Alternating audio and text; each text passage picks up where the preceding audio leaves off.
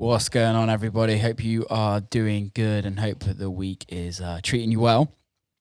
So, this week on the podcast is a guy called Ethan Chabowski. Ethan is a YouTube food creator. I came across his videos a couple of months ago and I really liked what he did. He kind of creates videos for the home cook that allows people to make cooking easier at home, which I think is really important. So I just randomly slid into his DMs and was like, do you want to jump on the podcast and talk about it? And he was like, yeah, sweet. So we sat down and this is the conversation. I really enjoyed it and I hope you do. Without further ado, Ethan Chabowski. And we're live. Ethan, how's it going, man? It's going pretty good, Will. How about yourself? Good, dude. Whereabouts are you in the world right now? So I'm in Carlsbad, California. Okay. So it's right on the coast, about an hour and a half south of LA. And it's pretty early in the morning right now, 7:30 a.m. Yeah. Yep, early morning. So what's this routine about? I want to know. Is there a reason why you get up so early? Well, it's not too early. It's kind of normal. Not super early, but yeah, it's just to get some consistency. So like when you're doing what I found, like when I started doing this thing like on my own, I was like, I don't have to get up at a certain time. I don't have to answer to somebody. I don't have to do this, don't have to do that. Yeah. But like I decided, I was like, I need to set some consistency in my life, even though I don't need to have a set schedule. I like having a set schedule. So I was like, all right, we're going to set a daily alarm. It's going to go off at 7 every single day. If I need to wake up earlier one day, I can do that. If I need to wake up a little later, I can always sleep in. But I try to make it a habit to get up at the same time every day. Do you go to bed at the same time? For the day. Do you go to bed at the same time? Reasonably within an hour or two. So probably like 11-ish. Okay, so you're getting I good always amount try of to get sleep. a full 8 hours. Yeah, that's a good amount. I've since the whole like coronavirus, I've been trying to. I got this like Whoop strap, and it's been like measuring my sleep. And yeah, I knew I was bad at sleeping, but I didn't realize I was that bad. And I'm just like trying to go. I have to go to bed like even earlier to like relax and then actually get some sleep. And then I'm like borderline in like 6-7 hours, and I feel great. But before that, I was doing like 4-5 hours, and it's not good for you at all.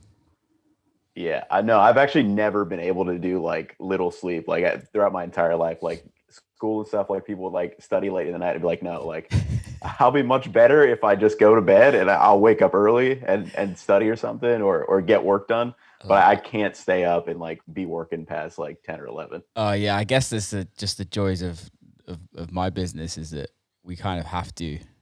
And because we haven't been touring for so long, it's like I did a podcast with somebody yesterday, and we were talking about how like our schedules have just completely changed. Like sometimes on weekends we're not sleeping. We're going from one club to an airport to another hotel to a club, and we're not sleeping in between. And I think every performer or artist or DJ or whatever you are, when you're kind of in the entertainment business, you've just in the last 10 months have just caught up on all their sleep over the God knows how many years we've lost of our lives. So much healthier. Yeah. No, that's very true. Because I mean, for Europe, you're doing concerts and things like that. Like those things normally don't start until like 10, 11. They go till God knows what time the next day in the morning. Yeah, it's wild. It is wild. Have you ever heard of Matthew Whitaker? No, I haven't. So he has a book called I think it's called Why We Sleep. I haven't read it yet, but I've listened to a podcast with him on, and it was just like it scared the shit out of me, where he was like how sleep is so important. And I know that sounds stupid, like we should think that sleep is so important, but he's like, if you don't have the 7 to 9 hours every day, you're like more likely to die of like Alzheimer's and shit like that. And it's like, we're never taught this at school. No. Like, never. We should be. It's such like a simple thing to do, like just get an extra, like hour of sleep. Like there's almost like something that we do during the day that like was probably not useful in any way, that we could easily have just been like, all right, just go to bed an hour earlier. Yeah. Or versus staying up Do you for like whatever. do you like to work out or anything as well? Yeah, so I'll typically in quarantine it's been a little weird, but I'll do a stretching routine first thing in the morning. I do like a 10-minute kind of stretching routine and like 5-minute stretching routine, 5-minute ab routine. And then with quarantine, I generally like to work out like during the day for I'll do like a 20-30 minute like lift and then like a 10 or 15-minute run to like try to get out twice because I feel like I Okay. never leave my house. So Yeah. I feel that, man. I feel that. It's weird. I'm lucky I'm in the countryside, so I kind of get to like just go out and do as much as I can possibly. But yeah. I feel sorry for the people that are just like bang in the middle of a major city and just there's no parks, nothing out there, and you're just like, oh, lockdown must have been hard. However, Yeah, definitely feel like you're just stuck in sometimes. yeah, But it's it is what it is. It's the new normal for now, I guess. exactly. It's probably going to be like this for a while as well. So we better get used. If Yeah. we're not used to it now, we're 10 months in. It's like, come on, people, let's get this sorted. However, I came across you a couple of months ago. Through I'm as pretty much everybody that follows me knows that I absolutely love food. And I came across your YouTube channel.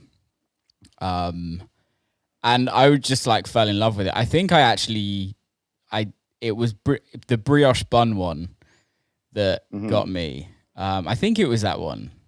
And I just carried on watching your videos. So for anybody that's listening, like, can you kind of explain what your YouTube channel is?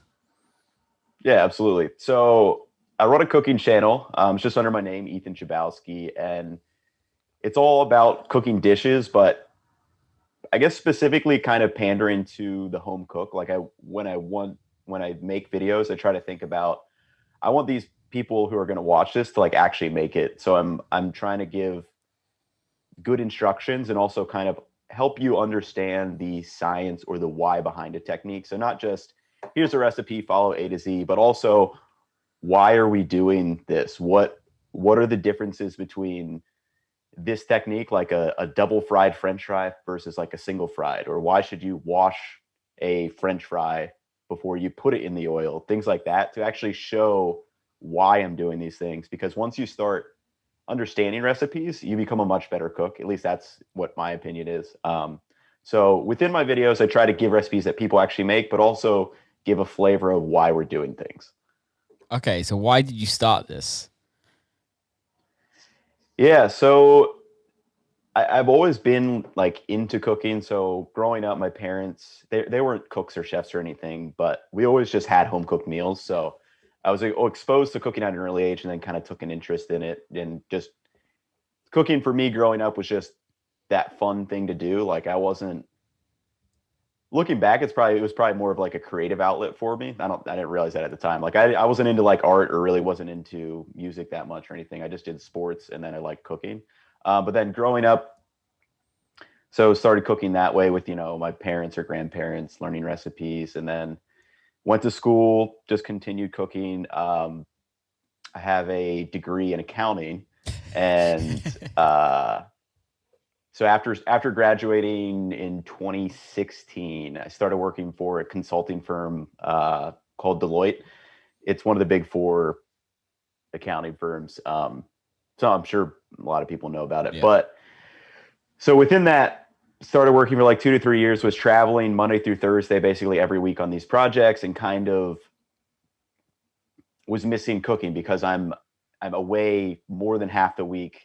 I'm away Monday through Thursday. I'm not being able to cook, and I'm just like eating out at restaurants, which is all good and stuff. But for someone who likes to spend time in the kitchen and make stuff, I was missing something. So I decided about a year in, just to like a year and a half in, maybe. I think it was June 2018.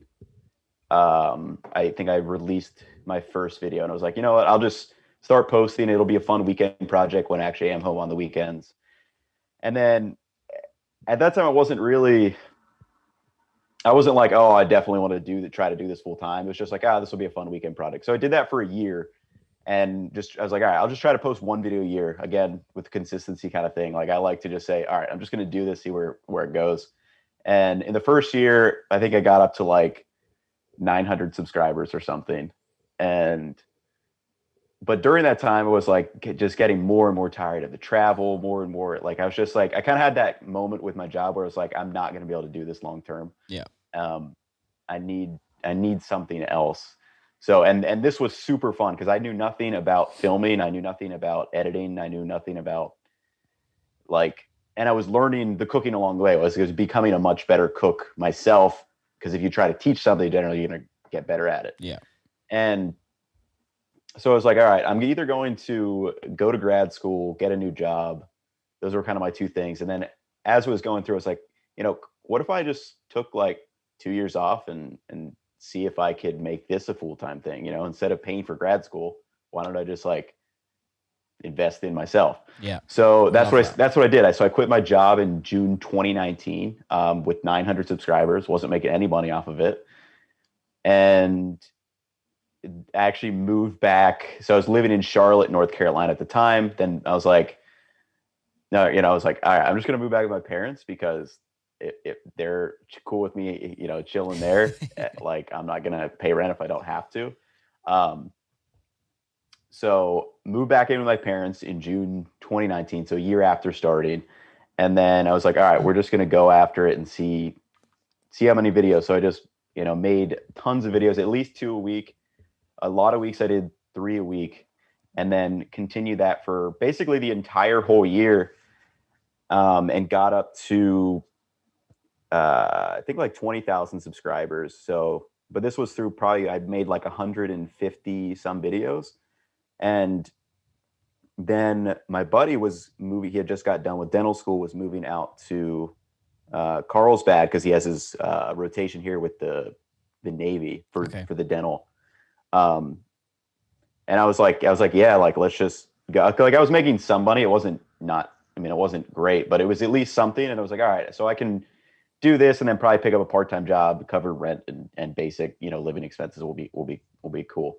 So I moved out when I had 20,000 subscribers. And then literally that next, like the end of June/July, it exploded. It went from 20,000 to 170,000 subscribers in literally like a month. What was it? Absolutely wild. What was it that kind of changed it? Yeah, so I had a couple videos that kind of popped. So one of them was this.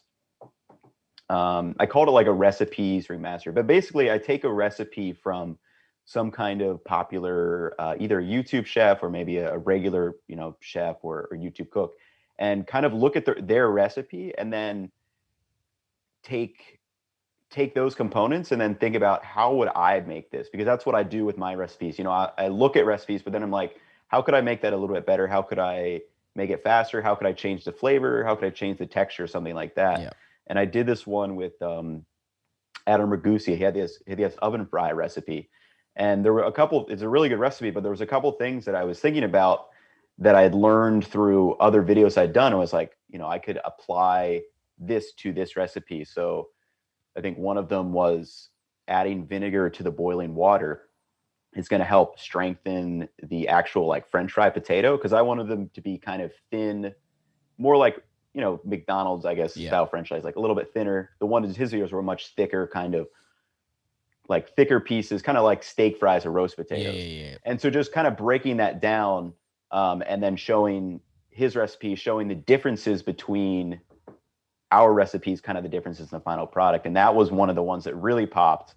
And then from there, a couple other videos I was doing really popped as well. I did some lower calorie versus restaurant style. So again, another comparison type thing. Like, here's this restaurant style version.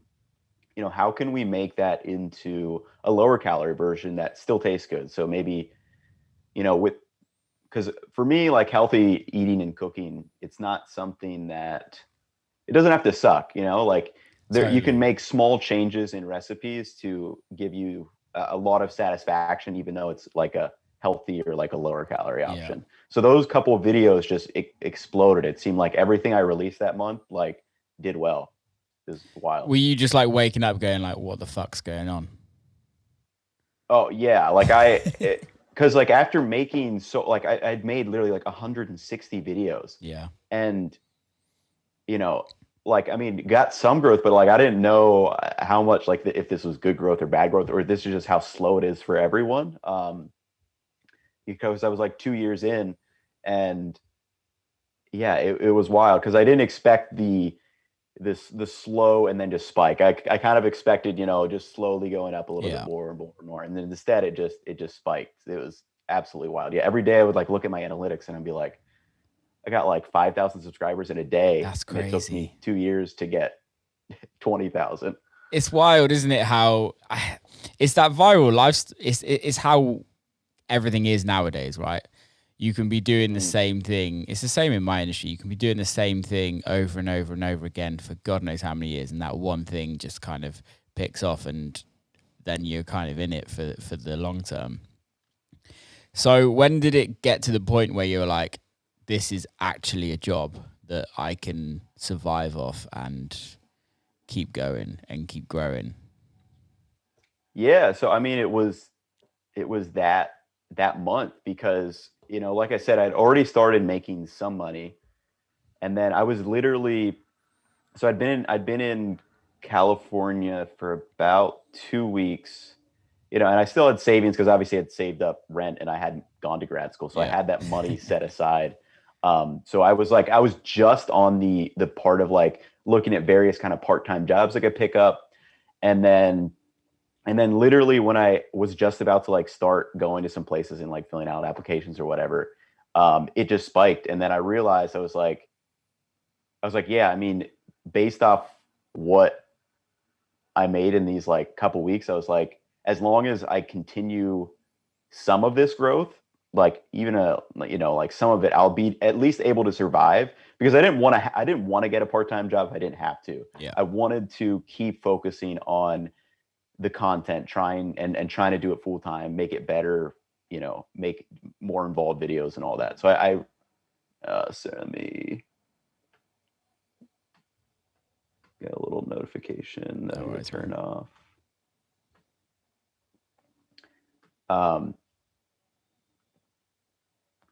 We're talking about videos and money. Yep. So I didn't want to get a part-time job. I didn't have to, just because I wanted to focus on the videos, because I felt like I was kind of close to making better and more polished videos. Like the probably my 120 videos to like 160, like those videos, like I felt were much better than the prior 120. Yeah. So I felt like if I just kept kind of going, I'd at least get a little bit more traction. And then, that month, I mean, it just showed me the power of, how much you can potentially make, like when it snowballs. Yeah. Totally. And right then I knew, I was like, I have enough money to cover these next like 4 months, regardless of if I make nothing after today. Yeah. So I'd rather just keep focusing, because, when things are going good like that, I feel like you have to release as many videos as possible. And that was what I did. So like once those two styles popped, once the comparison popped and the lower calorie versus restaurant style, I was like, all right, I'm only doing these videos for the rest of the month. Yeah. And then we can snowball out from there when we need to. But I was like, I'm only doing these type of videos and focusing on those from there on out. Did the growth carry on from that? Or were people like, okay, we want some different stuff now? Yeah. So it definitely did carry on. And then I think around probably 2 months down the road, I started kind of switching stuff up, because I was kind of getting a little tired of only doing those type of videos as well. Yeah. And I have so many ideas that that I want to tackle all the time. So then I started mixing it up a little bit. So I think over the past couple of months, I've done some things around like faster, like how to make things fast, easy, like 20-minute recipes, 30-minute recipes, but also showing like cleanup steps, during the recipe. When am I cleaning up this dish? When am I doing that? Yeah. So like it was like a natural progression, but when that first 2 or 3 videos popped, it was like, all right, I really should only be focusing on these type of videos. No, that makes sense.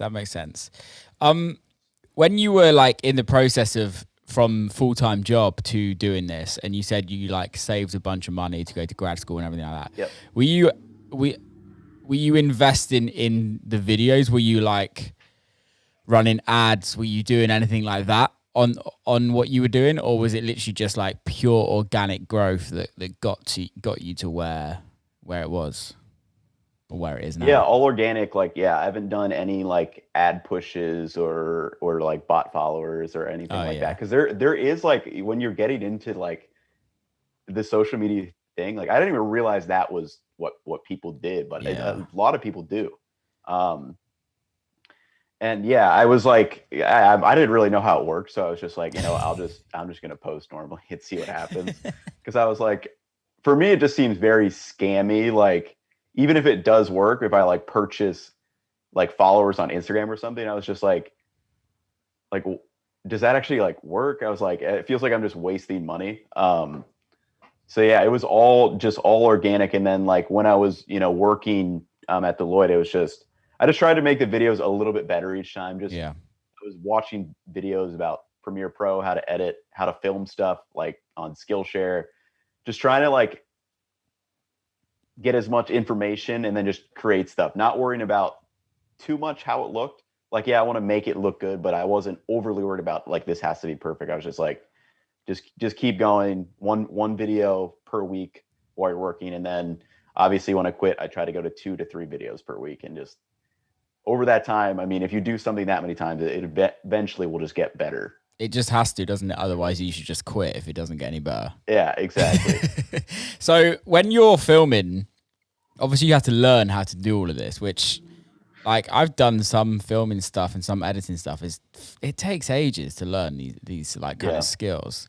How many cameras are you kind of working with now, or is it you literally like one camera then running around and putting the same camera somewhere else? Like how like what's the process that you kind of go through? Yeah, so yeah, my filming process has changed a lot over the past 2.5 years. So when I started, it was literally iPhone, Oh and it really? was me trying to moving stuff around. And then I quickly realized like iPhone has limitations. It's good for like if you have really good lighting situations. But then I was like, all right, move on from iPhone. About probably 20 or 30 videos in, I got a Sony A6400, and then I was only using that camera. And again, that was me whipping it around Yeah. everywhere. It was really annoying, but I did that with one camera for probably about a year and a half. And then I think finally in February of this year, I got a second camera, a Sony A6600, and that's my current setup. So I basically have, actually it's what I'm filming this on right Yeah. now. I have the main shot with the 6600, and then I have the side cam with my other one, so it's with a zoom lens, so I can punch in and punch out. Okay. So it's less of me moving around now, but I'm still constantly punching out, or I have to manually adjust my focus on things. It would be much easier if I did have like someone filming for me, because I probably look like a madman, like if someone was just like watching me film, because like I'm constantly trying to tweak things and like adjust focus, or like even the main camera, like I will move that up and down just Yeah. based on what the shot is.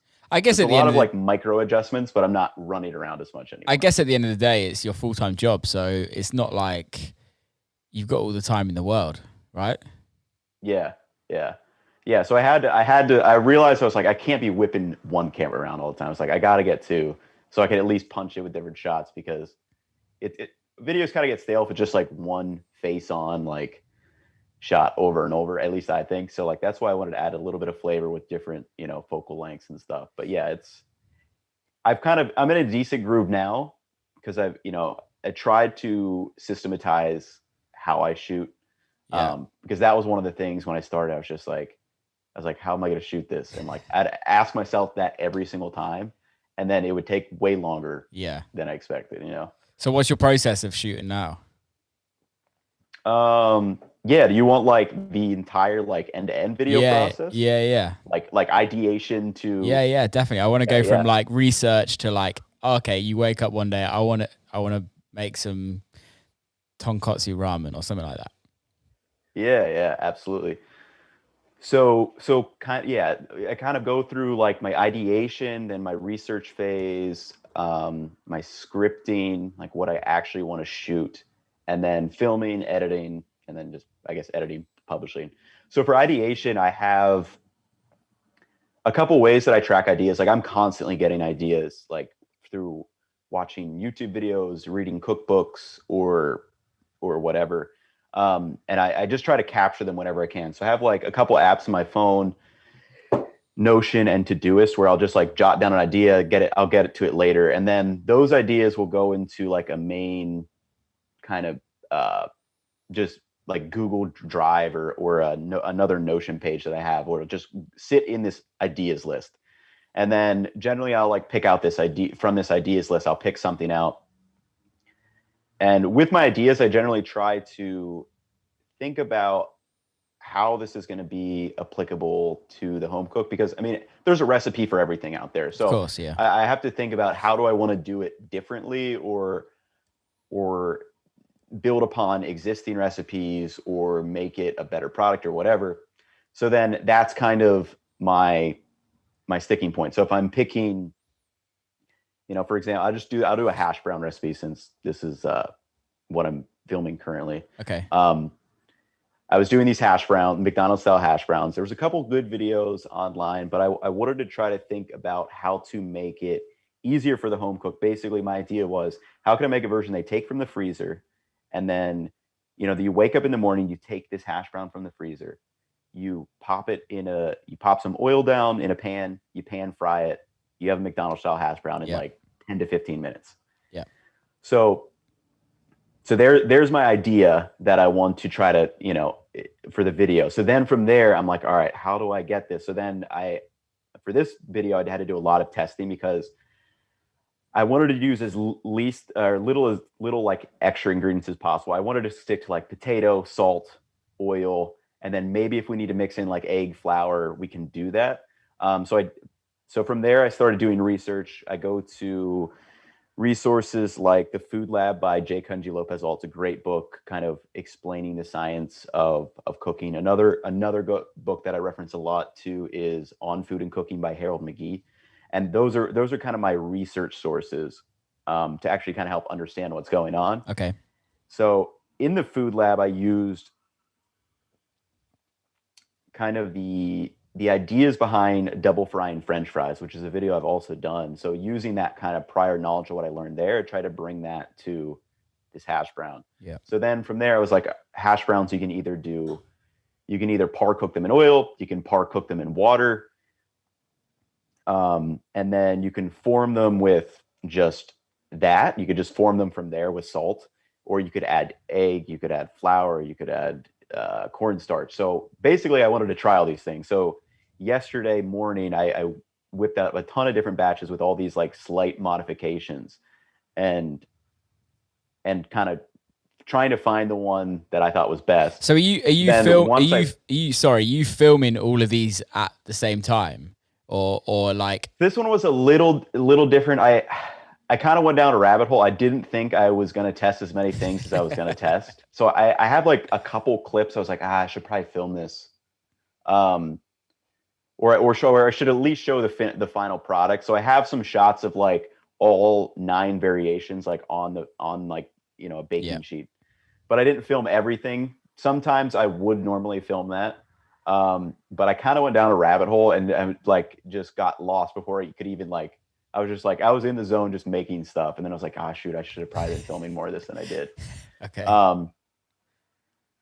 So I try to capture some of that, and I always try to show specific differences. So like I have a couple shots where like I'm showing what it looks like if you add flour versus what if you don't add flour, and then like kind of cracking it open, what pan fried looks like versus deep fried. And I'm doing more filming today too, so I'll also capture more of that stuff. But then yesterday, once I kind of finalized my recipe, I typed everything out. I was like, all right, this is the recipe I want to go with. And then within each step, I was like, all right, this is why I chose this step. This is why I par cooked them in oil versus water. This is why I think you should use flour and cornstarch versus nothing. This is why you should be freezing them. So trying to write out all these key components of why I'm doing them. and then writing that all out. And then today I'll finish filming. So I have hash browns in the freezer right now. So I'll finish filming them. I'll cook them up. I'm going to show 3 different ways to cook them. And then after all filming's done, I typically do an intro with me, like, face to face, and then I'll do a little outro with me. So I'll have that film, but then everything else is generally voiceover, just so it's easier for me to, if I'm trying to teach something, if I can just focus on what I'm saying rather than, trying to have like an informal teaching session. Plus it makes it compact, tighter, and things like that. I think when somebody's and then the editing process goes from there on out. So I think when somebody's talking whilst cooking, it kind of slows everything down. Or when just generally, I always find the videos that have the kind of overdubbing, and it's so much nicer to watch as somebody just watching and trying to learn. It's just so much quicker as well. So how long's the I agree. How long's the editing process on? Because you've clearly been working on this for a while. So and filmed a lot. How long's that? Yeah. So as long as I have a good plan in place, like as long as my script's good, and especially if I get a shot list, like if I know I need specific shots, like if I need a comparison of this versus this, as long as I have all that work up front, the editing process is pretty smooth. So for me, I would say a video, I mean, it can take anywhere from, I'd say on the low side, 6 hours of like pretty focused editing to on the high side, maybe 15 to 20 hours. It depends on what level. So for some of my quicker videos, like that I have like a 22-minute fried chicken sandwich, like I can bang that out in easily 4 or 5 hours, just sitting down and going through it.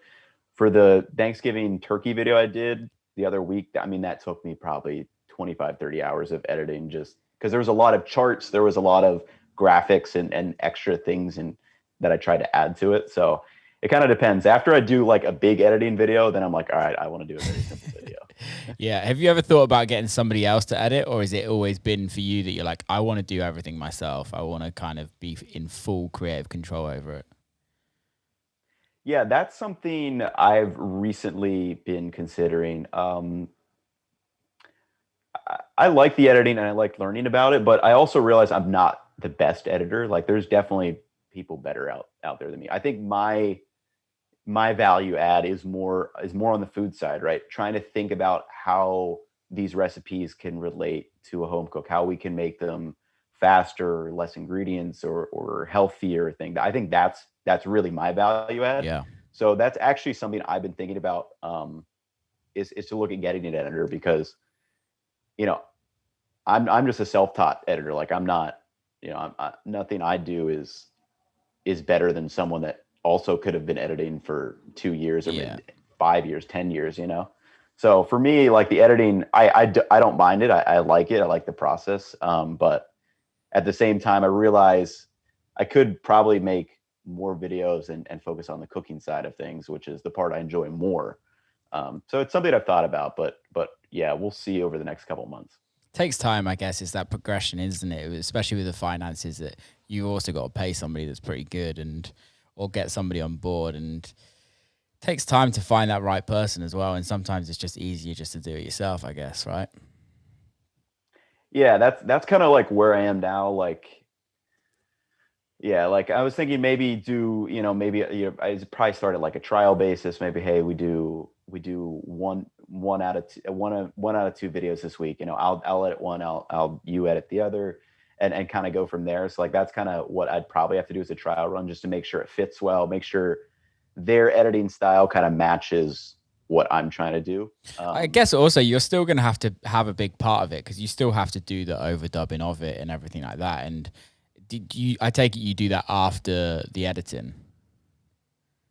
Yeah. So my process is generally I do it before I edit, so I can edit to the voice. I found that that's much easier. I've done it both ways, but I found that it's much easier if I have my shots listed out. So that is one way that I think I could work well with an editor, because I generally have like, all right, this is scripted out here. I want to show XYZ shots. Yeah.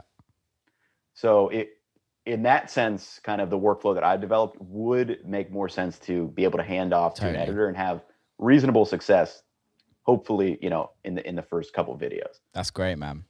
You sound organized. I like it. Yeah, I try to. I realized very early on that, like, I mean, looking back at some of my videos, like, it would take me 2 days to edit like a 4-minute video with nothing special about it. And I was just like, I got to get organized just so I'm not, They're the good days though, right? I need my head. They're the good days. Yeah. Absolutely. You go back to it and you're like, oh my God, what the fuck was I doing? Like, I can't believe I did this. And now you're kind of at the level where you're at, and you've done it quickly.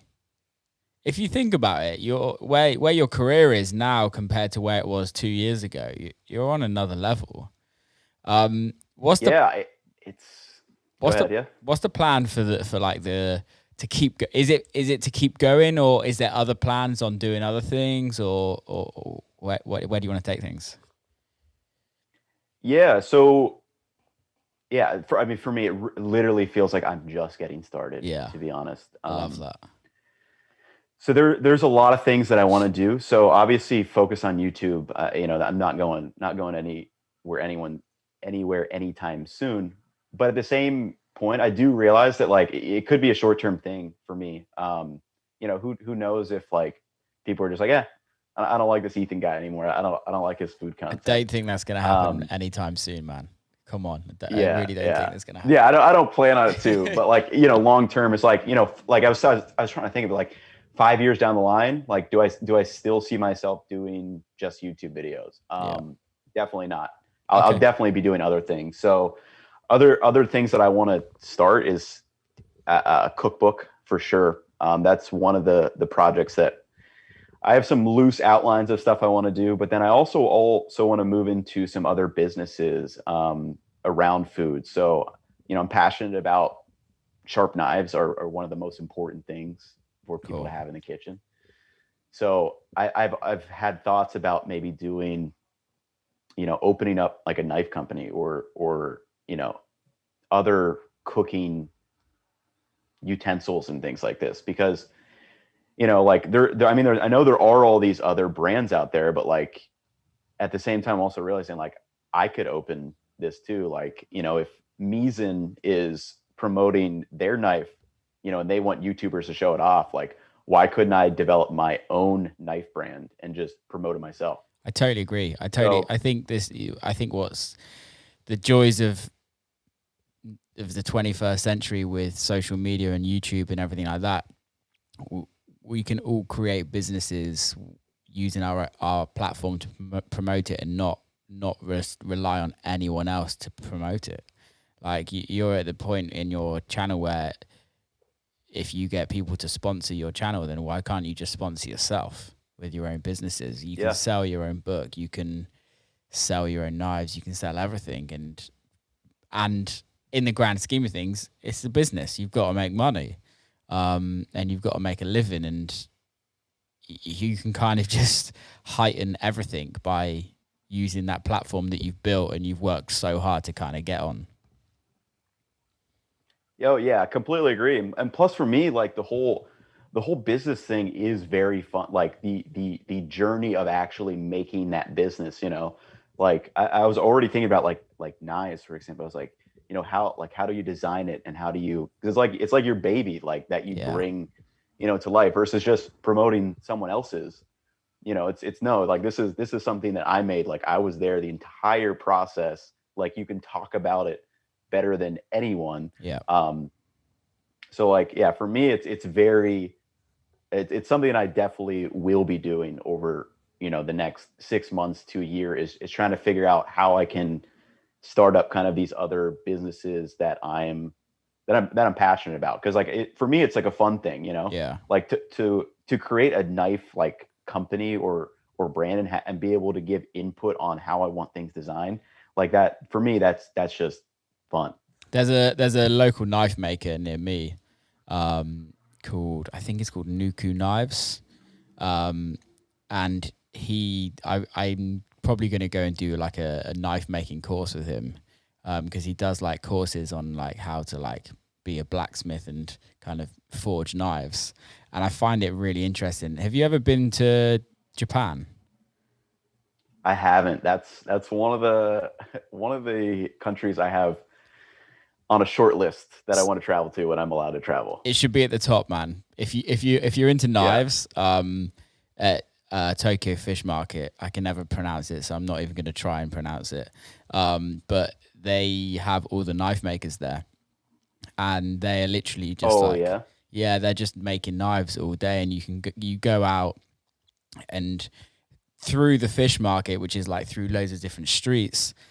You just have like a couple of knife makers like dotted around, and they have all these knives just on display. And then if you like choose to buy one, they go and they like will sharpen it for you, and they're kind of engrave whatever you want engraved it on the knife, so it's like yours. And they have the different types of knives. So they have like the Japanese style handle, which is like a lighter handle, and then they have like the Western handle, which is a lot heavier. And but the craftsmanship is just absolutely amazing. And then you see like sushi chefs kind of going to the places where they sharpen the knives, and there's like just a specific knife sharpener guy that just has his wet block, and he's just sharpening knives all day long for all these chefs. And it's just something really amazing to see, because you don't really get it here, or in America. No. Or like I know in LA there's 2 Japanese knife importers, and they're quite close to each other, and they kind of do the same, where they're like sharpening knives and importing a lot of Damascus steel. But knives are beautiful. I absolutely love knives. Yeah. Yeah. I've just started getting into them. Yeah, like I said, like I'm pretty jealous that you've been to Japan. That is one of the spots where I really do want to go to. Um, yeah, there is something special about, and especially like the first time you chop with like a properly sharp knife, like that's a moment that is so special that I want everyone to have that moment. Because I used to, I mean, I'm sure you were too, like you probably used to chop with these dull knives that you use them for years and they never were sharpened. Yeah. And like looking back, I'm just like, why did I ever do that? Like, oh, The worst thing like I is, want to create that moment for people, like where they're like, oh my gosh, what have I been doing wrong for years? I agree. The worst thing is when you go to like a friend's house and you're like used to your knives at home, and then you go to a friend's house and you're cooking for your friends, and then you go to chop like a bell pepper or something very simple, and Oh you're yeah. like, why is this knife not working how it should be? Like, what have you not sharpened this knife ever? And why is it such a crap knife? And then you realize like that you're just lucky and you have a good knife, but it is life Yeah. changing. Oh yeah, absolutely. Yeah, we my parents started doing it like whenever we go on vacation, we'd go up to Maine normally like every summer, and they would start bringing knives from home because they're just like you can't trust what you're gonna get in a vacation home. It's And true. actually, it's funny. I was in Mexico City for like 5 weeks earlier in January and February this year. I actually brought my whetstone in my suitcase. Oh, really? Yeah, if I needed a sharp, and I actually did end up using it because the knives that I accessed to they needed some touching up Have you for done a sure. video on how to sharpen a knife? Yeah, I've done a couple. So those were actually some of the early videos that really did well for me. Like Yeah. before, I like in the wasn't around maybe like 10,000 subscribers. But yeah, I have a couple knife sharpening videos that have done very well. Because I don't know how to. I've not experienced. I've not tried to. I've researched a lot about it, and then I'm like, I just don't want to fuck it up. Yeah, I've got a couple. One of them is like it's called like the Beginner's Guide to Knife Sharpening. It's a pretty old video at this point actually. I think it's like 30 minutes long. And then I also have like a newer video that I think actually is my best video on the channel. It's like I think it's called Sharpening Mistakes That Most Beginners Make. Okay. I think it has like I don't even know how many videos or views. I think it has like 1.5 million views or something. But Damn. yeah, it's I think it's the most viewed video on my channel. That's crazy. What's it like as a feeling when we all have milestones, right, in our lives? Well, not all of us, but a Hmm. lot of us that kind of are wanting to achieve things. We all have milestones. Did you ever set like a goal where you're like, I want to get to this by this time, like this amount of subscribers, or I want a video to hit 1 million? Like, what was it like when you got to those? And for me, the case is like you hit that milestone and then you're like, okay, what's next? Is that the same for you? Yeah, so it wasn't a specific number, I guess. So I guess my goal when I quit my job in June 2019, I basically said, you're gonna give yourself 2 years to be able to support yourself doing this full time. That doesn't have to be like literally just supporting myself full time, like basic expenses. Like that was the milestone. So it wasn't a specific, like analytic Yeah. or subscriber mark or view count or something. It was literally just that, because that is what I realized was, because that would allow me to continue what I have grown to love doing. Yeah. So that was really the mark. And then, once I hit that in July, I was like, yeah, it was kind of a weird thing because it happened so fast. I didn't really have time to reflect on it at all. Yeah. It's always the case. Because it was, it's 2 years of like, okay, like slow growth. And then just literally in the course of 2 weeks, it was like, all right, like, I can do this like full time now, like for sure, as long as I, keep modest growth from here on out. So I don't think I ever really had time to reflect on it, because it was always just, like, when it did spike, then I was like, all right, I just got to keep making videos. I never really stopped and thought, this is what you set out to do a year ago, and now you're here. So it's still something that, like, some days I'll be like I would just be like, damn, like I'm literally doing what I wanted to do full time now. It's amazing. It's such a nice feeling. It's kind of snowballed. It's such a nice feeling, isn't it? Being able to like wake up every day and be like, I absolutely love what I do. Like, like yesterday, I got up and tried out a ton of different hash browns in the kitchen for like 3 hours. Like that, absolute bliss. Do you still have a roommate? Yeah. So we have a signed lease through, I think, June of 2021. So but yeah, so he's gone throughout the day though. So he's always away, but does he get to eat all the food? The leftovers when I'm cooking during the day. I was going to say, does he get all the food? Yeah. So I generally do all the cooking, just because I like, even on days when I have filmed like and done stuff, like I still want to get back in the kitchen like that night to cook dinner. Would you ever want to be a chef? So I was like, actually no, I never really did. Growing, I like cooking and stuff. Like, people was like, oh, like you should look at becoming a chef, but it was never something that I saw myself doing. Like, being like a chef in a restaurant. Something about it just didn't seem.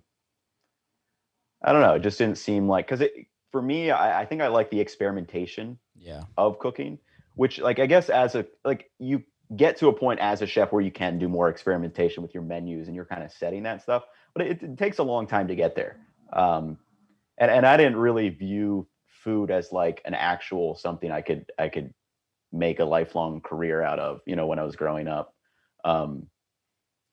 Which, looking back, obviously, like, imagine if I would have started this stuff, instead of going to college or whatever. But hindsight's a bitch, isn't it? It's weird how like society kind of, and kind of like, like I feel like just in general, like kind of society now, like it kind of shapes us in certain directions. But like, if I was looking back now, I'd be, if someone had some passion now, I'd be like, no, like, don't go to college. Like, take a year or two off, find like a part-time job, see if you can make your passion into a job. Cause there's so many ways to do it, nowadays. Like, you don't have to have a credential to make a video on YouTube. You don't have to have a credential to,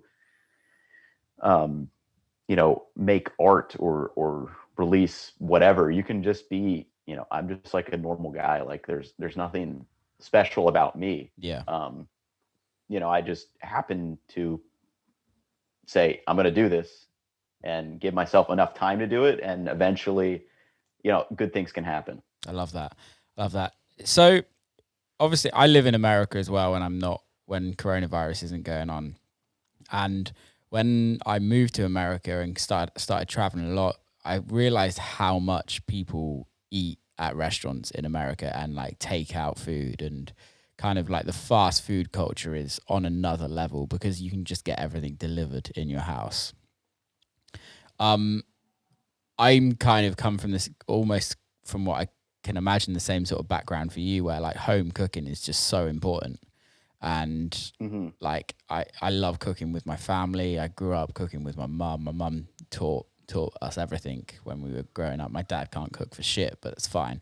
But it's just like how your platform is clearly impacting a lot of people and getting a lot of people that have never cooked to cook again. Have you really thought about how that kind of is impacting society? Because it is like a video that's getting millions of views. You're getting a lot of people that are learning how to cook things that never cooked before.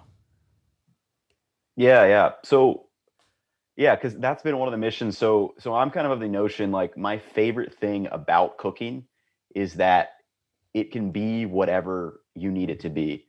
It can be something that gives you creativity. It can be something that it can be meal prep, if you're super busy. It can be healthy, leading a healthier lifestyle. You can cook healthier foods. It can be a cost saving measure, to save money by cooking your own food. So for me, it's always just been about trying to get more and more people cooking, because for me, I think it's one of the best skills for anyone to learn, and literally for any reason, right? Because it literally can be whatever you need it to be. It can be a late night, you come home drunk, you need some munchies, and you throw like cheese and some whatever and you just whip it up. Like, it can be that, it can be anything. So I think that's my favorite part about it. And yeah, when I set out to do this, I was like, I want that to be the focus. I want people to actually go out and make these recipes so they can experience, some of the things that I like about cooking, and then transform it into their own way too. No, I love that, because I think in today's culture, there's so much about just eating. I think it's especially like in the UK and US, food is a thing that you have to do, and it's not necessarily always appreciated. And I think when you cook something, you kind of, because you've almost earned it, you've almost worked for it, and you've kind of earned it. And then when you sit down and eat, and you're like, or when you're like cooking for your friends and you're like, or your family, you spend hours making a meal, or spend 20 minutes making a meal, but the amount of like happiness and joy you give to people by cooking it and putting it on their plate, and then seeing them enjoy it, like, it must be amazing for you, where you're seeing, do you get like a lot of feedback from your subscribers and stuff like that on, I cooked this for my family and this is amazing, etc., etc.? Yeah, those are by far like my favorite comments. Like, when someone says like, I made this, or they'll send me an Instagram story of them making something, or they'd be like, yo, like, I watch your videos, and this is the first time I've actually made something from a video I watched. Because I think a lot of people watch, YouTube videos or food videos, and they don't actually make anything.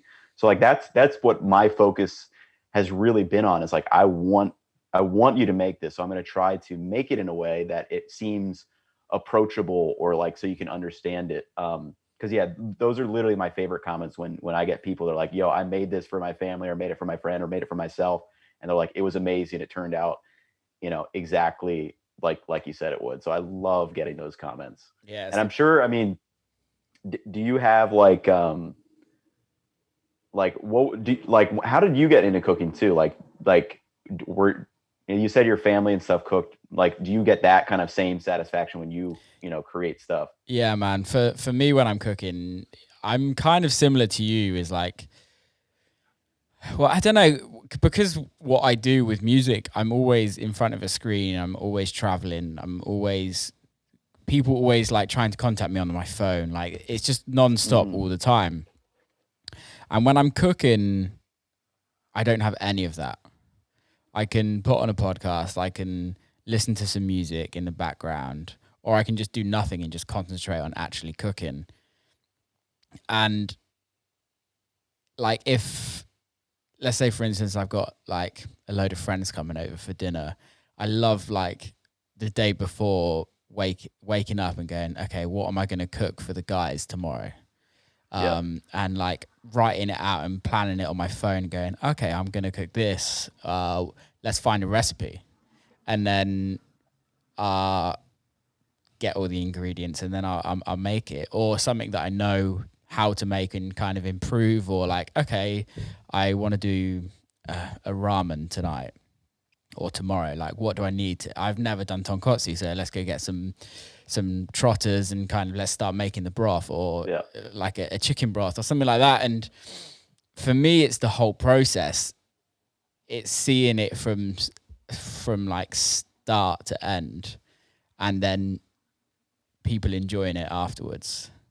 Is like, I'm kind of not fussed about eating it by the end of it, because it's more so the process. But I, at the beginning, well, when the UK came out of lockdown in the summer, I went to, my parents go to a hotel, which is, it's in like South Somerset, which is near where I live.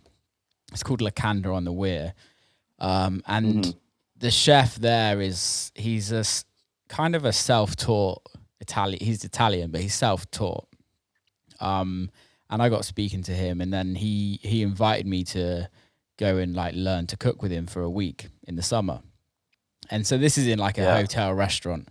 So I went down there for a week, and I learned so much. Just like he does a lot of like sous vide and just a lot of very intricate kind of recipes that I would never do at home, if that makes sense. Just because restaurant food is so different to home cooking. It's like you said at the beginning, it's so different, and the amount of ingredients going into a dish that you get in a restaurant is so different to what you would cook at home. It made me realize I would never want to be a chef, because you are literally working. You're from like 7:30 in the morning till 11 at night. You're on your feet working, and it's not a huge restaurant. It's a small restaurant, but it could be Michelin star, like what he does. So it's very like, it is very good. So that was kind of something else that I kind of really enjoyed learning. But cooking for me is just kind of that escapism from my everyday life, which I absolutely love my everyday life. I've had so many friends that are like, you should start a cooking YouTube channel, you should do this, you should do that. And I'm like, I could, but I also know how much work has to go into it. And for me, like, I absolutely love it, but do I want to turn what I absolutely love into another job again? And I think that's the thing for me, is like, music is my one love, and I turn that into a job. And when you turn something into a job, it doesn't take the fun out of it, but it definitely changes your views on it. How did you find that? Sure. Yeah, I mean, I completely agree. And just to your point about like the cooking and kind of the escapism, I think that for me, especially during college and work, that was probably why I loved what I liked about cooking it most. Like, no matter if, I get home on a long day at work, just coming home and just spending, an hour or two in the kitchen. Like, for me, that's just relaxing. And you and me both, we're probably rare in that. I think a lot of people view cooking as this thing that, I have to cook tonight, or I have nothing in the fridge or whatever. But it sounds like for you and me, like I just like the fact that I just can make something, and just chill out. But to your point about, when turning into a job, I mean, it definitely does change it, because, like I love what I'm doing now, obviously, but that doesn't mean there aren't parts that you don't like, Of course. like like some days I'm like, oh, I don't feel like editing this. Like this is going to take me so many hours to do or whatever. Like you still have those moments. That's why I like the term, like if you love your job, you'll never work a day in your life. Like it's still work. Yeah. But I just really love what I do. But there are still some things that you don't like that much. So yeah, like that has kind of changed. And then also like one thing that has affected me. So like I was posting some TikToks of, food, non-YouTube stuff, just like other meals that I made. And then I was also doing like some live streams of cooking. And then I kind of had this point where I was like, I feel like every single thing that I cook, I'm filming for somebody. And I kind of realized I was like, I kind of also want to just cook for myself and not have to tell anyone about it. Yeah. So recently, like I haven't been posting, like as many TikToks, like maybe, a couple a week, if that, or something. I just took like 2 weeks off, like, because I was just like, I feel like I'm literally filming every single thing that I'm cooking, which for me, I still want the escapism of cooking like you. I still want to be able to be like, yeah, I'm just hanging out and just making something for myself that I'm going to enjoy and not feel like I have to tell someone about it. Yeah. So that is something that I've recently been trying to balance because I don't know. I don't want to ever feel forced like I have to film or post a picture on Instagram or whatever. Like I just also want to be able to sell that I just want to just cook for myself and just be able to enjoy it. No, I love that, man. I think for me, it's one thing that I've worked out, especially over lockdown, is to, obviously we all know there's going to be things that we don't want to do in life, but I was asked at the beginning of lockdown to start like a Twitch channel. That's what it's called, Twitch. Yeah. And they were just like, we want you live streaming to do like, show people how to make music and do all of that. And I was like, okay, I know how long it's going to take for this to be good. And am I that passionate about doing it for it to be worth how long it's going to take? This isn't an overnight thing. Like you've said, It's like, I know how long it takes to get good at anything and to become successful at anything. And am I willing to put that amount of time and more to get to the point where I want it to be? And I think that was kind of the answer to it. It's like, well, no, I don't. And I think for me, I don't know if you've had that, but like there are times when it's like, well, I can just do things for fun. I don't have to turn it into a business. I don't have to make it something that's part of my career. It's okay to have fun and not turn it into a career. Yeah, it is so weird with social media, especially like, if you're trying to make it on social media, like everyone will say you need to be posting as much as possible. You need more content. You need more this, that, and the other. But yeah, like you eventually, I just got to that point where I was like, I don't want to like feel like I have to videotape, take a picture or whatever every time I'm cooking or eating something. Like I don't know, because so many people like Gary Vaynerchuk, huge guy about post everything, split it out, get to every platform, whatever. And like, I mean, that's what I would try to do. Like I was doing, I was doing some Twitch live streams like twice a week. And then I realized that I liked the live streams, but I was doing like, I don't think I want to do them this often and for this long. I kind of felt like I was forcing myself a little bit more rather than just wanting to do them. So now I moved my live streams over to YouTube and I'm just going to do one a week. And it's going to be like, I'm going to focus on doing it for like an hour. Like it'll literally just be people hanging out. I'm going to send out the recipe ahead of time and we're just going to make something and it'll take less than an hour. That's so cool. That'll be fun. Cause that'll be kind of that escapism where I'm just hanging out, with people online, just chatting about stuff. Yeah. That's dope, man. I like that idea. Of like, it's funny you were talking about Gary Vaynerchuk because I haven't heard anything about him for a long time. And I was driving today and he came on.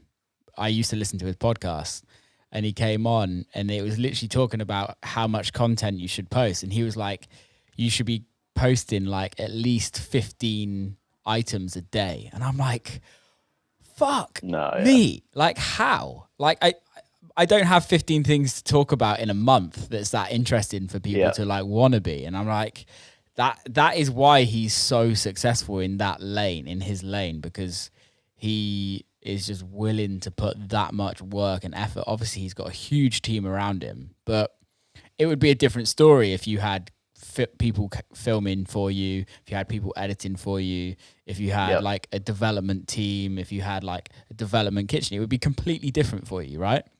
Yeah. But it takes you time to get there. It takes everybody the process to get to that. And some people don't even want that. Like, and I think that's the thing. It's just working out exactly what you want in life and just enjoying it. That's why I started the podcast, because I've always wanted to have conversations with people. Like a lot of people in my career, we never have big conversations because it's always in a nightclub and there's always loud music and we're just like, loud music. Yeah, we just pass each other in the night. Like I finish a set, somebody else comes on, we say hi, we text each other and go, have a great night, and then crack on. And I've had some of the best conversations, and like even having you on, like I just hit you up randomly. Like it's interesting to get interesting people on and have a conversation with people. And I'd like to think that in future we can talk again and we can probably hang out and get some food at some point and do that. And I think that's the thing for me, is that like in my life, building relationships is sometimes so much more important than actually worrying about what to fucking post and shit like that sometimes. Yeah. No, I'm there with you. Yeah. Cause that is a good point. Like podcasts are so fun to like just have long form, communication. Cause I mean, like that's a great point about, like DJ, they're DJs and stuff. If you're out late, like you're not going to like sit and you're either going to be like going out, having a good time, or you like after that, you want to go to bed or you're on to the next place. Yeah, exactly. So exactly. That's really, has there been, what was like the most interesting like thing that you learned or like story or something from like a fellow DJ, like when you had them on? I don't know if there's been like any specific stories, because it's more so just like a conversation like this. But just a good conversation. Yeah, last week, I had a guy called Jake Hanrahan on. Mm-hmm. And Jake's not a DJ; he's a conflict journalist. So he does like war journalism, really. But he also he also reports on places that kind of like the news, the like mainstream media don't really talk about. And he runs a thing called Popular Front, which is just insane. And he's just done this mad documentary about a dude in Western Europe that prints 3D guns. And wow, it's fucking wild. Like if you get the chance, go and watch it. I'll send you the link after. I'll text you the link. Yeah, absolutely.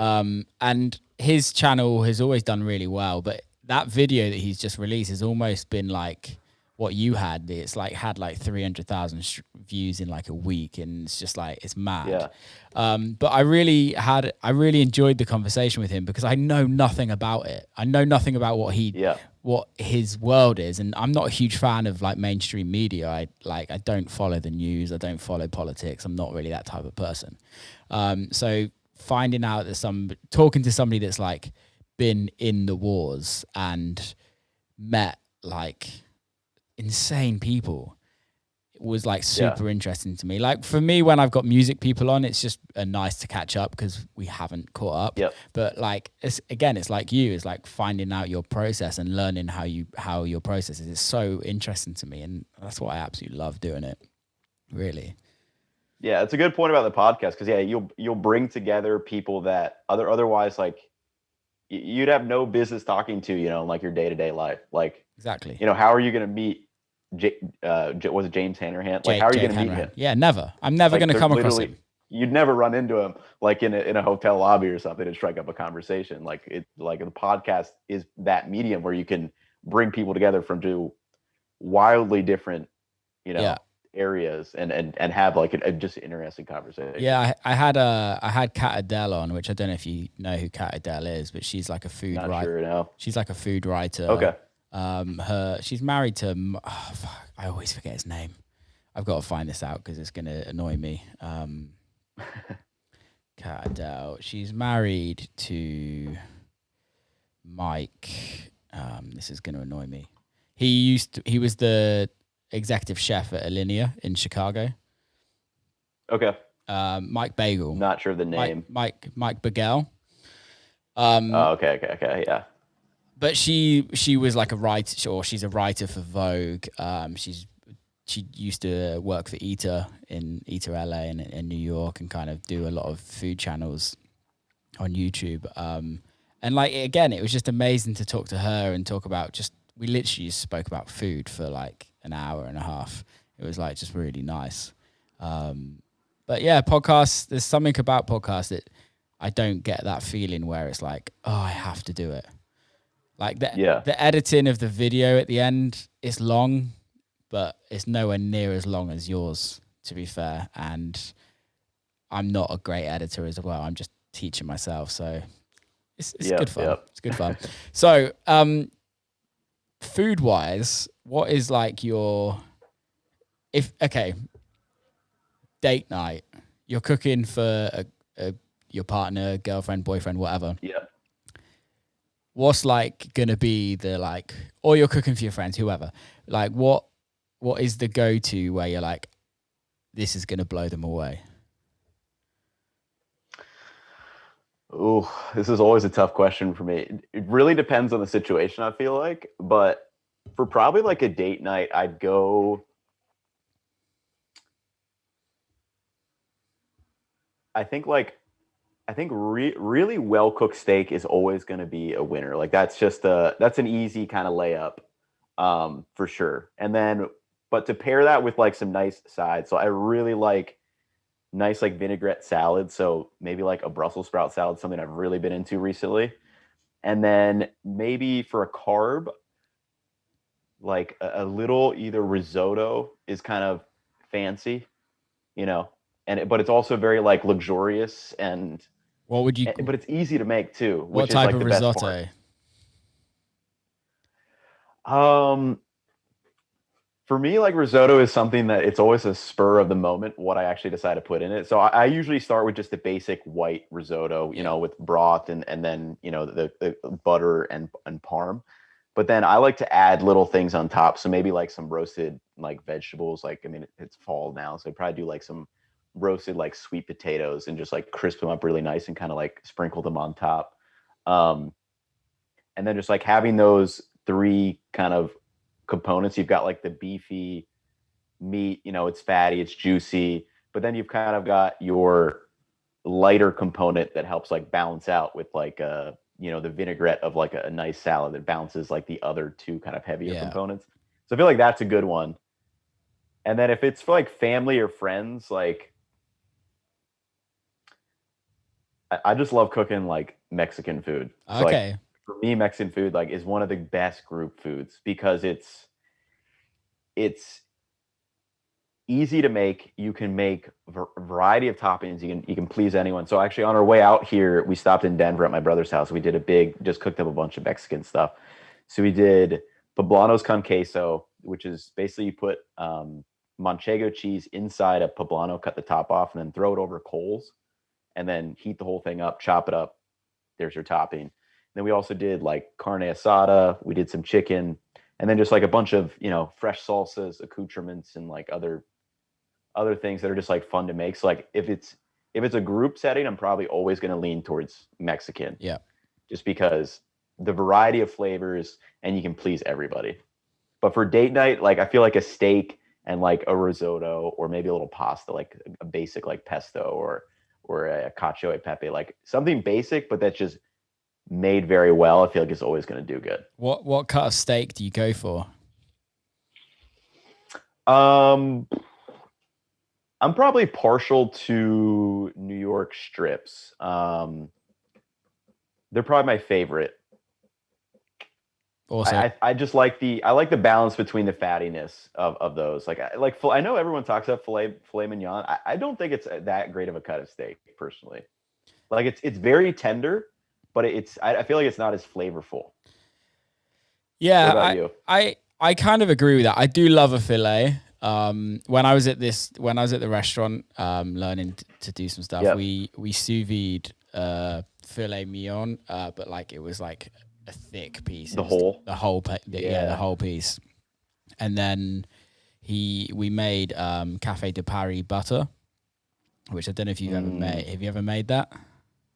No, I've not made that Dude, before. it's fucking wild how you make it. It's literally like, I think there's like 30 ingredients that go into it. And it's just a fermented 30? Yeah, it's wild. And you ferment it over like 24 hours. Yeah. And then you ferment it, wrap it, and then put it in the freezer. So then what he does is he sous vides this steak for, it's literally like an hour long sous vide, or like 55 minutes sous vide, then sears it very quickly on like super high heat. Yep. Cuts it, and then just puts a knob of the Café de Paris butter on it, and then puts it in the oven quickly, lets the butter melt, and you've just got this insane. It just tastes amazing, and the butter's kind of like it's got curry powder in, which sounds really strange, but that with steak with like some like very well done fries or chips, as we call it in the UK, and then he does this like pickled like vegetables on the side, which is kind of like cut through everything. That is a filet cut is probably the best thing I've had steak wise, but I would agree with you, like a New York strip, or we would call it like sirloin, is amazing. Yep. I absolutely love it. Yeah, well, yeah. So like in terms of that, like that fillet preparation, I think is really not like, you know, because you're adding that fatty kind of component to the fillet, which I think is what is a little different from, you know, like most home cooking preparations. Like you buy a fillet, like you just sear it up. It's like, I feel like I've made it at home, and I'm like I'd rather have like the beefiness of like a New York strip or something. But yeah, like in a restaurant setting, I agree. Like filet mignon, great thing to order. Not as great thing to make at home, I would say. Yeah. Have you ever done like a tomahawk or anything like that? I haven't done a tomahawk actually. Yeah, that's one of the things I've never done. You should try that, man. How about you? Yeah, I've done one. I've done a couple, and they're amazing if you cook them right. But the thing is, it's quite a big bit of meat to fuck up, so you don't want to fuck it up. Yeah. It's kind of like a waste if you overcook it, and it needs to be done properly, because you can have like some bits of the meat that's cooked too much, and then some bits of it that's not cooked enough, and you don't want to like have like some like gray steak and then like completely like red raw. So you need like the proper way to cook it, but it's good fun. That's kind of like one for the lads. It's a night with the guys, where you just want to eat a big bit of meat. Dude, we've just done an hour and 20 minutes. It's been really nice. I haven't even realized. I know, it's wild, isn't it? I could talk all night. Before we go, can you like tell people how to follow you, how to like watch your videos and Instagram, TikTok, whatever? Yeah, so I'm Ethan Chabowski on literally everything, YouTube and Instagram. I'm probably most active, though I also do post on TikTok, though I've been a little less active lately. But yeah, literally just Ethan Chabowski on everything. Before we finish, TikTok, I refuse to get into that world right now. I'm not into it. Wow, why did you go in it? So it started because I wasn't about it either, and then this was before kind of my blow up, and I was like, you know what, maybe I'll try posting some stuff on here and see what happens. And I actually got up to like I think 100,000 or maybe 150,000 followers on TikTok. Oh, damn. Relatively quickly. Like, and I wasn't big on YouTube. I think I had like, I was below 20,000 subscribers on YouTube when I kind of had that blow up, and then I was like, oh, maybe I should do this. But yeah, for me, like TikTok, there's a lot of, I think there's a lot of useless content on TikTok. Yeah. That's just like, it's just you're scrolling and you're looking at like, this adds, at least for me, this adds like no value to my life. There are some cool videos, and so like mine were like actually like what my videos have like, I want to actually teach people something. I want to get more people to cook. So I do things around like pickled onions or other quick dishes. Because yeah, for me, TikTok, yeah, it's like I can totally see why you may not want to get into it. Because yeah, I feel like a lot of it is just kind of mindlessly scrolling through 15-second videos of people putting on a popular song and dancing to it. Yeah, too many 12-year-old girls just like trying to dance. I'm just not into it, to be fair. But if it works for you, it works for you at the end of the day. And 120,000 followers on TikTok before your YouTube is successful, like that's fucking great, man. Yeah, that's why I was like, all right, I should at least give this a shot. Plus, they were not produced much. It was literally me and a phone just taking this is what I'm doing, throw it in there, and then quick little 10-minute edit to just put the clips together. That is the one thing that I like about TikTok, is that it's just so like raw. It's like spitting sawdust. It's just great. It's the one thing I do like about that, is that it's not overly edited. It just is pretty straightforward. Yeah, I agree. And I think that is what makes it good. Because I mean, there are some people who spend hours on a single TikTok, trying to, if it's like involved with an edit or something, which for me, I just can't spend that much time on a TikTok. Is there like I kind of like the informal aspect of it too. Yeah. No, definitely, man. Definitely.